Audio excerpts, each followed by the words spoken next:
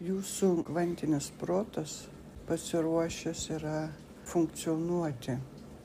Tik jūsų senieji mąstymo įpročiai kol kas yra dominuojantis. Tai įsivaizduokite dabar tokius 2 sluoksnius mąstymo lauko. Pirmasis sluoksnis jūsų įprastas ir antrasis tas kvantinis. Įprastasis sluoksnis turi savo nuostatas, kaip reaguoti, ką daryti, kas įprasta. Tai yra ne tik, kad proto sluoksnis, tai yra visos tokios aktyviai skleidžiamų energijų iš savęs sluoksnis. Tarkime, kiekviena jūsų mintis, kiekvienas jūsų žodis, kiekviena būsena ir veiksmas skleidžia tam tikrą energiją. Ir jeigu jūs manote, kad tam tikri žodžiai, tarkim, apkalbėjimas ar savęs neįvertinimas nedaro žalos, daro žalą, nes tai yra eilinė skleidžiama vibracija, kuri tiesiog išeina iš jūsų. Žodžiu, kiekvienas jūsų virptelėjimas skleidžia tam tikrą vibraciją ir sukuria tam tikrą energinį lauką. Šis energinis laukas pritraukia jūsų realybę pagal sąskambį tai, kas egzistuoja aplinkoje. Gali būti žemesnio dažnio aplinkoje, gali būti aukštesnio dažnio aplinkoje, bet priklausomai nuo to, kas esi tą akimirką ir kas aplink tave dominuoja, kokios įskleistos tavo asmeninės energijos dominuoja. Kada žmogus yra įpratęs gyventi nesąmoningai, tai tas energinis sluoksnis yra labai tirštas ir labai vienodas. Jame nėra unikalių minčių, jame nėra unikalių sprendimų ar lengvos kūrybos. Ten yra, sakykime, tam tikro žemesnio dažnio energinis sluoksnis, kuris yra pakankamai tirštas, nepaslankus ir pagal tą sluoksnį, žinoma, galima nuskaityti ir žmogaus ateitį ir karminius ryšius matyti, nes niekas praktiškai nesikeičia. Kada žmogus yra nesąmoningas, niekas praktiškai nesikeičia. Su kuom jis gimė, kas buvo įrašyta, tas jame lieka. Bet dabar kalbant apie žmogų, kuris siekia sąmoningumo, yra pokyčiai, ypač per tam tikras jūsų sesijas, per tam tikras jūsų vedamas meditacijas yra įnešamas galingas energijos srautas į tą energetinį sluoksnį. Jis įsineša ir jis gali įeiti žmogų per tą sluoksnį, įeiti ir padėti pakeisti patį vibracinį dažnį elgsenos. Ir čia būna keli variantai. Vienas variantas yra tada, kada, tarkime, žmogus iš savęs skleidžia tokio aukštesnio dažnio vibraciją, tai tokius įkrovus impulsai iš tikrųjų sužadina žmoguje labai daug naujų, gerų gebėjimų, pojūčių, supratimų, sąvokų. Tas toks begalinis lankstumas žmoguje atsiranda, jis geba laviruoti savo naujomis idėjomis, jas pritaikyti gyvenime. Kada tas žmogaus skleidžiamas vibracinis laukas yra toks tirštesnis, tada yra visados rizika, kad tos įkrovos vis tik užsispaus, nes žmogus tiesiog savo paprastoj kasdienybėj elgiasi įprastai, visiškai nekeisdamas savo būsenos, savo mąstymo lauko krypties ar, tarkime, dažnio. Ir tos įkrovos jos tarsi įeina į žmogaus erdvę, jos kaip švyturėliai yra, bet nežinia, kiek laiko gali išbūti neužspausti. Apie tai kalbu todėl, kad kūrėjas nenuima to sluoksnio.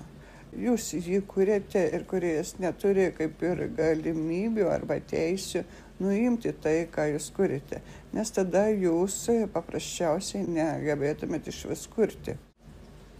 Gyvybė funkcionuoja todėl, kad jūs į savęs kuriate suvokimą, kuriate tam tikrą mąstymą ir taip ta gyvybė funkcionuoja. Jeigu tu tą mąstymą būseną nuimsi, praktiškai nusiima visa gyvybė. Todėl kūrėjas to ir negali padaryti, nes gyvybė yra ne vien tik širdies plakimas, kuris kūno gyvybingumo duoda, bet gyvybė yra visa tai, kas yra mentaliniam ir emociniam lygmenyje arba suvokiminiai pajautiminiai sąmonė. Visa tai taip pat yra gyvybė. Ir tos gyvybės, kuriais negali nuimti, nes tada taptume tiesiog robotai. Ir lieka, kad jūs patys per savo vidų galite tik keisti tą apvalkalą savo būsenų ir minčių. Dabar, kada šalia egzistuoja kvantinis laukas su tikrai naujom galimybėm ir sąlygom žmogaus gebėjimui mąstyti ir žmogaus gebėjimui jausti, tai tiesiog atsiranda tarsi nauji vadovėliai, kuriuos perskaičius gali gyventi visai kitaip. Čia simboliškai pasakyta. Tai yra tas laukas kupinas kitokio dažnio gyvybės ir kitokio dažnio gyvensenos. Ir jeigu žmogus padaro apsisprendimą, kad aš noriu pažinti tą kitokį dažnį, tai tu turi atsiminti, kad ten yra ir tos kitos sąlygos. Sąlygos veikime tai pirmiausiai yra patikėjimas, kad nors čia atrodo apie tai net ir kalbėti jau nebesinoris, kad reikia žmogui iš tikrųjų tikėti, kad jis yra atsakingas už savo žemišką kūrybą, kadangi jis turi savyje visas tas galias kuriančias. Ir tada apsispręsti ir rinktis tą kvantinį lauką su visai naujais tais gyvensenos ypatumais. Nes jeigu tu manai, kad jauti kvantinį lauką, žinai, kad jis, tarkim, yra čia pat egzistuojantis, bet gyvenime vis tik vadovaujasi savo įprastom būsenom, nuostatom, įpročiais, tai tas sluoksnis ir kvantinis laukas bus tame lauke, kurį žinai, kad yra, bet dar nesupranti, kad jo nėra iš tikrųjų pas tavęs, nes tu tiesiog negyveni pagal tai. Tada atrodo žmogui, kad aš jaučiu tą kvantinį lauką, susivokiu ten, kokios yra tos galimybės, kodėl jis nesirealizuoja mano gyvenime. Jis negali realizuotis, nes jis paprasčiausiai neįeina dėl to, kad mes skleidžiam tam tikrą vibracinį lauką savo elgsena ir tas kvantinis laukas tiesiog neįeina. Jeigu mes gaunam impulsus ir supratimą iš to kvantinio lauko dėl elgsenos pokyčio ir tą pokytį pasidarom ir vėliau tą elgsenos modelį tvirtinam savyje nuolat, kasdien, tada tas mūsų pirminis laukas, kurį skleidžiam, jis jau bus kintantis, jis jau bus kitoks. Tame tokiam sąstingio ir tiršto lauko energetikoje jau įsikraus nauji įgūdžiai. Tik tiek, kad vienos akimirkos arba vienos krypties veiksmo neužtenka, kad įsitvirtintų tavo kvantinis laukas. Čia apimama visas žmogaus egzistencinis laukas, kur yra ir tavo mintis, ir tavo jausmai, ir tavo reakcijos, tavo vertybės, tavo žodynas, tavo dėmesys į žmogų. Visa tai įeina į tą erdvės kūrimą aplink save. Ir visa tai 360 laipsnių kampu turi visa kas keistis. Jeigu nori, kad kvantinis laukas pilnumoje veiktų tavo gyvenime. Su visom, sakykime, ten esančiam galimybėm ir patirtim.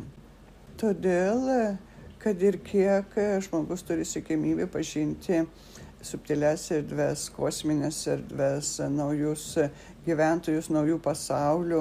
Visa tai yra galima tada, kada tu pradedi tos pirmosius svarbiausius žingsnius savo savybių ir savo elgsenos pokytyje.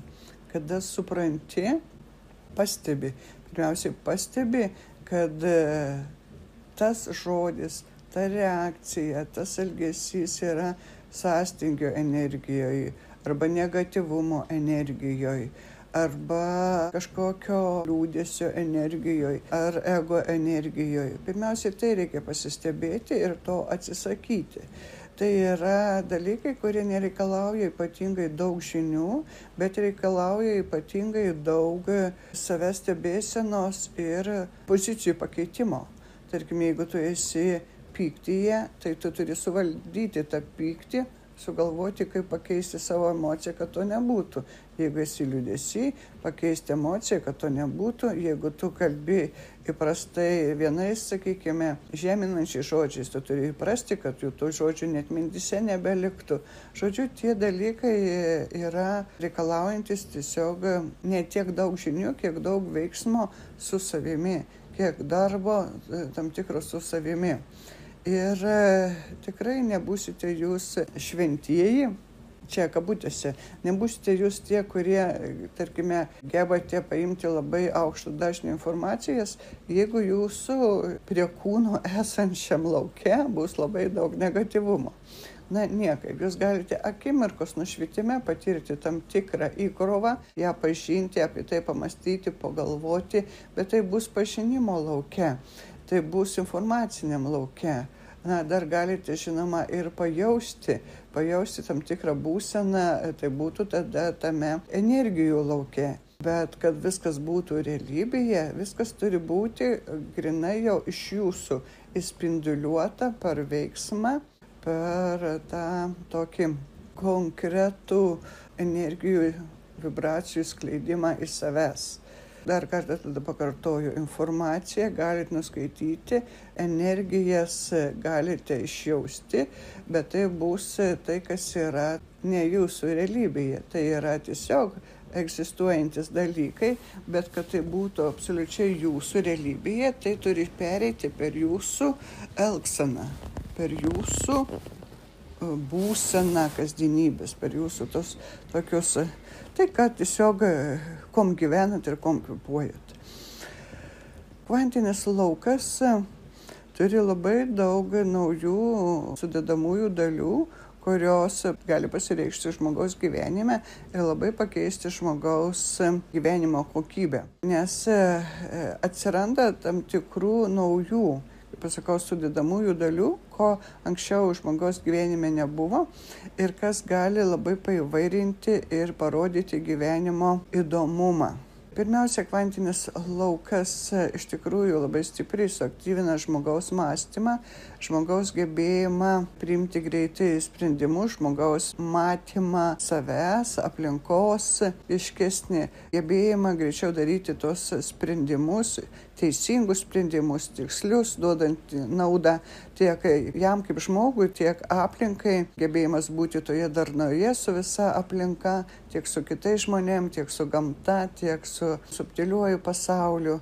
Dar kitaip galima būtų pasakyti, normalus gyvenimas, tik daug aukštesnio dažnio, daug kokybiškesnis. Bet tai nėra, tarkime, susijęta su skubėjimu.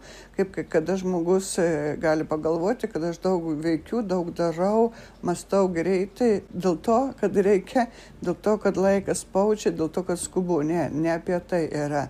Čia nėra jokios skubos ir nėra būtinybės dėl kažko skubėti, nes kvantiniam lauke tu absoliučiai gebi valdyti savo laiką ir savo kūrybinės erdvės, tu pasirenki poziciją, kaip ir ką kurti, labai vertini savo stabilumą, savo tam tikras vidinės būsenas, kurios kuria pasitenkinimą, kurios kuria vertę tavo gyvenimo ir tu tos skubos ten tikrai neįsineši. Bet pats greitis mąstymo bus, tiesiog savaime jis bus.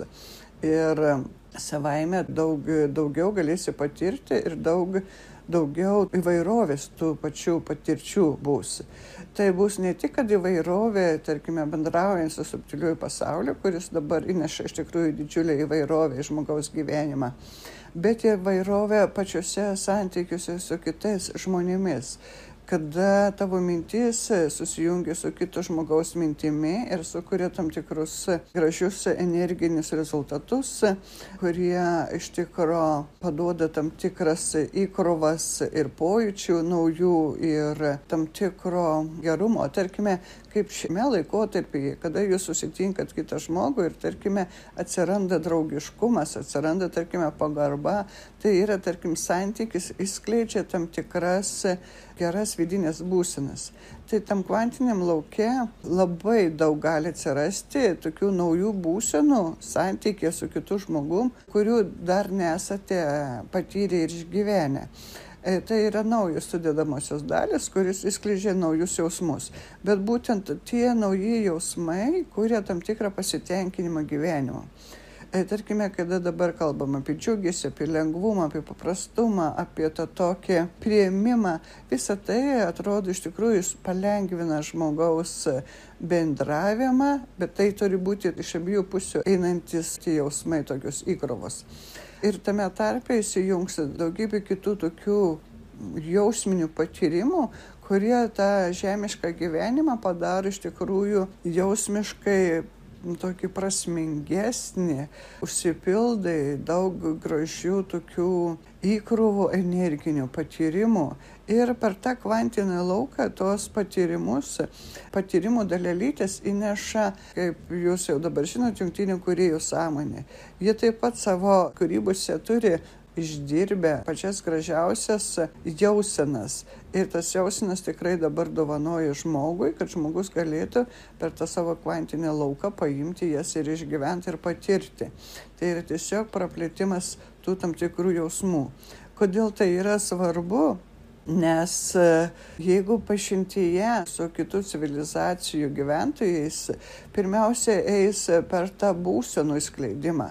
Nes tu gali nesuvokti, tarkime, mąstymo krypties, tu negali suvokti galbūt net formos, bet santykių skleidimas per būseną gali tau leisti sukurti tą bendravimo saugumą ir susivokimą. Žodžiu, tas patirtis arba gebėjimas išjausti tam tikrus jausmus, naujus, gali apjungti labai daug pasaulių, bet čia yra į ateitį. O šiandien tai yra tarp žmonių kuriantis nauji pojūčiai, kuriuos sukuria naujieji santykiai. Ir tada, žinoma, ir kvantiniame lauke atsiveria mąstymo laukas, kuriame yra labai daug naujų idėjų, kaip galima kurti gyvenimą žemėje ir ne žemėje, kitose pasauliuose, materiniuose pasauliuose, kaip žmogus gali prisitaikyti prie kelionių kosmose, prie apgyvendinimo kitų planetų, kad tai tikrai nėra sudėtingi procesai. Tiesiog žmogus šiandieną savo yra uždėjęs ribas ir mano, kad tai yra neįmanoma, bet tai yra įmanoma, kada tu pradedi veikti su savo kvantiniu lauku, kvantiniu protu, ir tu suvoki, kaip galima panaudoti tam tikras medžiagas, tam tikras jungtis arba sąveikas, kad tu galėtum keliauti erdvėmis į kitus pasaulius, į kitus atmosferas ir nepadarant, sakykime, žalos savo fiziniam kūnui, nes visą ką tu sugebėsi įvaldyti ir paruošti tam save. Vadinasi, savaime aišku, kad žemiškoji erdvė stipriai prasiplečia. Tada ateina akimirka suvokimas, kad ne vien tik žemėje žmogus gali gyventi, bet jis į kosminės erdvės gali pakilti tik su ta sąlyga, kad jis jau geba atsisakyti savo negatyvumo ir į kosminės erdvės žengia ne su karo idėjomis, o su pažinimo džiaugsmu ir sugebėjimu pažinti. Nes jeigu tu neturi išsiugdęs tų naujųjų pojūčių, neturi išsiugdęs naujojo matymo, tu toje erdvėje kosminėje keliausi kaip aklas kačiukas, nieko nematydamas ir nesuprasdamas, ir tada tu būsi pasišiaušęs savo piktume, nes atrodo, kad ten nieko nėra. Apsirinkat, kosminėse erdvėse yra be galo daug. Be galo daug ne tik kad gyvybės, bet be galo daug to, ko jūs šiandieną nematote dėl apriboto savo matymo, dėl apriboto įsitikinimo, kas esate ir kas yra materija ir nematerija. Kosminė erdvė yra kupina pačių įvairiausių spalvų, kupina pačių įvairiausių formų, kupina pačių įvairiausių horizontų. Jeigu jūs šiandieną pakilę kosmosą matote tik tam tikras planetas, žvaigždės, gal kažkokius ūkus, bet jūs neižvelgiate, kiek yra pačių įvairiausių spalvų, kitų spektrų, kaip tos spalvos kūrė tam tikrus, kaip aš sakiau, horizontus, vaizdus, kiek tai suteikia tam tikro grožio, kaip kiekviena žvaigždžių sistema, tarkime, grįžulo ratai ar tai kitas žvaigždynas, kaip jis skleidžia savo virpėjimo spalvas, garsus ir jūs galėtumėte tiesiog nuskridę į tam tikrą kosminę stotį, išeiti į ją ir klausytis ir mėgautis tam tikro žvaigždyno skleidžiamomis spalvomis, skleidžiamo garsų vibracinių ir tarsi būti tokiam nuostabiam koncerte. Tai yra galima žmogui matyti, kai jis išlavina savo vidinius pojūčius ir savo vidinę klausą, savo vidinį matymą. Tada į tą kosmosą kilti yra ir stimulas, ir suvokimas, ką tu ten gali matyti. Jeigu tu šiandieną kili su savo grubia technika į kosmosą, tu tik pažeisi tą visą harmoniją. Todėl yra laikas atverti savo kvantinį protą ir sukurti tokias technologijas, kurios bus darnoje su visa kosminė sistema ir tu galėsi gražiai visą tai pajausti, pamatyti ir tavo gyvenimo kokybė tada bus šimteriopai kitokesnė ir šimteriopai smagesnė, įdomesnė. Vardan to yra verta ugdyti savo mąstymus ir tos vidinius naujus gebėjimus, kurie šiandieną jums atrodo, kad tai neturi kažkokios esminės reikšmės. Tai turi begalinį didžiulę reikšmę, nes jūs iš principo keičiate žmogaus įsitikinimus, ką jis gali, o kai pakeiti tą, ką jis gali, jis ir gali. Jis ir gali. Jeigu pirmykštis žmogus neįsivaizdavo, kad tu gali į kosmosą šiaip nuskristi, taip tu ir šiandieną neįsivaizduoji, kad gali klausytis žvaigždžių skleidžiamos simfonijos, nes tai tau atrodo kažkas nerealu ir netikra. Nerealu, nes tu nepajėgi šiandien tai suprasti. Bet jeigu tai suvoktum, šiandieną pajėgtum tai suprasti, tu šiandieną jau tai matytum ir girdėtum. Ir ne technologijas reikia labai ugdyti, o save reikia labai ugdyti, kad gebėtum tai pamatyti ir tada jau gebėtum pritaikyti savo technologijas, tai naujai pažangai skleisti. Todėl tikrai kviečiu visus ramiai ir atsakingai pasižiūrėti į tai, kaip jūs paprastai savo kasdienai gyvenat. Ar esat pasiruošę pakeisti savo mąstyseną, elgseną, vardan to, kad tu pats galėtum daugiau pajausti ir pamatyti to grožio, kuris yra pilnai atsiveriantis tau, nes visa visata, visos visatos laukia tavo žvilgsnio ir tavo gebėjimo mėgautis ir džiaugtis tom, ką jūs kūrė, kom jūs alsuoja ir ką jūs nori iš tikrųjų įskleisti ir tapti matomam. Jos taip pat nori būti matomomis. Kaip ir kiekvienas žmogus nori būti matomas savo veiksmais, savo darbus, savo įžvalgom. Kiekvienas žmogus nori būti matomas, kiekvienas žmogus nori turėti santykį su kitu žmogum, nes tai yra tiesiog lengviau, tiesiog įdomiau. Taip ir visa tai, kas vyksta, egzistuoja šiandieną nematomoje erdvėje kosminėje, taip pat nori būti matomas, bet yra sąlyga tik vienintelė paprasta. Tau žmogau reikia tos gebėjimus tiesiog išsiugdyti ir tai išeiti.